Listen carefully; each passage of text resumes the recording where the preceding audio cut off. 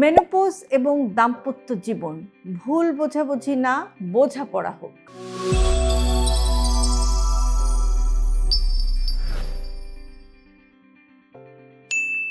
অনেক নারী ৪৫ থেকে ৫০ বছরে এসে বলেন যে আমার স্বামীর সাথে আগের মতো সম্পর্ক নেই, আমি নিজেই বদলে গেছি, ছোট বিষয়েও রাগ হয়, শারীরিক সম্পর্ক এড়িয়ে যেতে ইচ্ছা করে। এখন প্রশ্ন হলো, এটা কি সম্পর্কের সমস্যা নাকি শরীরের পরিবর্তনের প্রভাব? আজকে আমরা কথা বলবো মেনোপজ এবং দাম্পত্য জীবনের বাস্তবতা নিয়ে। মেনোপজ কি সম্পর্ক ভেঙে দেয়? না, কিন্তু ভুল বোঝাবুঝি তৈরি করতে পারে যদি স্বামী স্ত্রী দুজনের কেউই বিষয়টি না বোঝেন। মেনোপজ কোনো মানসিক দুর্বলতা নয়, এটা একটি শারীরিক এবং হরমোনজনিত পরিবর্তন। কি পরিবর্তন হয়? মুড সুইং হয়, অর্থাৎ মুডের পরিবর্তন হয়। হঠাৎ রাগ, হঠাৎ কান্না, হঠাৎ অস্থিরতা, হঠাৎ বিষণ্ণতা, অ্যাংজাইটি, দুশ্চিন্তা, ডিপ্রেশন, ক্লান্তি, শরীর সবসময় অবসন্ন লাগে বা ক্লান্ত লাগে, ঘুমের সমস্যা, রাতে বারবার ঘুম ভেঙে যায়, ডিপ স্লিপ হয় না, কখনো কখনো ঘুম একেবারেই হয় না, ইনসোমনিয়ার সমস্যা হয়, নাইট সোয়েট হয়, অর্থাৎ রাতে শরীর অতিরিক্ত ঘেমে যায়, যৌন আগ্রহ কমে যাওয়া। এটা খুবই কমন একটি সমস্যা, কিন্তু এই বিষয়টি নিয়ে আলোচনা কিন্তু খুবই কম হয়। দেখা যায় যে স্বামী স্ত্রী নিজেরাও কিন্তু ওপেনলি এই বিষয়টি নিয়ে কথা বলেন না। যৌন জীবনে পরিবর্তন কেন আসে? মেনোপজের সময় ইস্ট্রোজেন কমে যায়, এর ফলে ভেজাইনাল ড্রাইনেস বা যোনিপথের শুষ্কতা হয়, শারীরিক সম্পর্কের সময় ব্যথা হয় এবং যে কারণে আগ্রহ কমে যেতে পারে, এমনকি উত্তেজনা বা সেন্সিটিভিটি বা সেন্সেশনটাও কিন্তু কমে যেতে পারে। এগুলো আসলে ইচ্ছাকৃত নয়, এটা শারীরিক পরিবর্তনের অংশ। স্বামীরা কি ভুল বোঝেন? অনেক সময় স্বামী ভাবেন যে সে আমাকে আর ভালোবাসে না, আমাকে এড়িয়ে চলছে, কিন্তু বাস্তবতা হলো যে স্ত্রী নিজেও কিন্তু ভেতরে ভেতরে কষ্ট পাচ্ছেন। মানসিক দূরত্ব কেন বাড়ে? সন্তান বড় হয়ে গেছে, নিজের পরিচয় নিয়ে দ্বন্দ্ব, বয়সজনিত অনিরাপত্তা এবং শরীরের পরিবর্তন। নারী অনেক সময় নিজেকে অপ্রয়োজনীয় ভাবতে শুরু করেন। তাহলে কিভাবে এই সমস্যার সমাধান হতে পারে? এই সমস্যার সমাধান হতে পারে যে খোলামেলা কথা বলুন, আপনার পার্টনারের সাথে একদম ফেস টু ফেস ডিরেক্ট কথা বলুন, দোষারোপ নয়, সিচুয়েশনটা ব্যাখ্যা করুন, আমি বদলে যাচ্ছি কিন্তু ভালোবাসা কমেনি। প্রয়োজন হলে চিকিৎসকের পরামর্শ নিন, প্রয়োজনে হরমোন বা লুব্রিকেন্ট ব্যবহারও কিন্তু সাহায্য করতে পারে, তবে যে কোনো ট্রিটমেন্টের আগে অবশ্যই ডক্টরের সাথে কনসাল্ট করতে হবে। মানসিক সাপোর্ট, স্বামীর বোঝাপড়া এই সময় কিন্তু একদম ওষুধের মতো কাজ করে।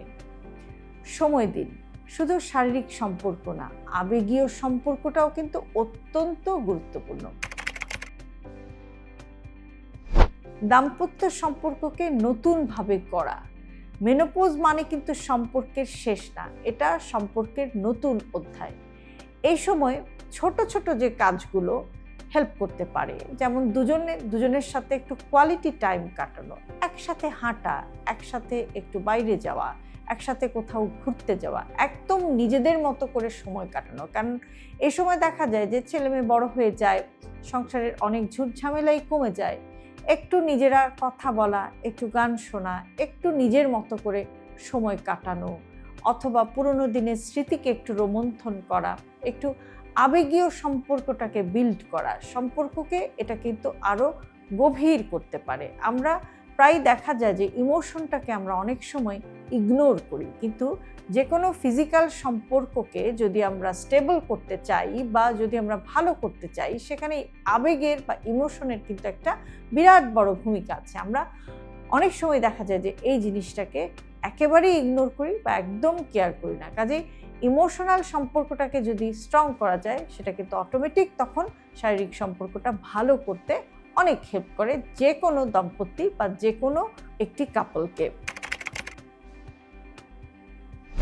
কখন আপনি বিশেষজ্ঞের সাহায্য নেবেন? যদি দেখেন যে আপনার খুব সিভিয়ার ডিপ্রেশন, সম্পর্ক ভেঙে যেতে পারে এরকম পর্যায়ে চলে গেছে এবং আপনার সেক্সুয়াল লাইফ বা যৌন জীবনে তীব্র ব্যথা বা নানাবিধ সমস্যা হচ্ছে, তখন অবশ্যই একজন গাইনি কনসালটেন্ট অথবা একজন কাউন্সেলরের সাহায্য আপনি নিতে পারেন বা নিতে হবে।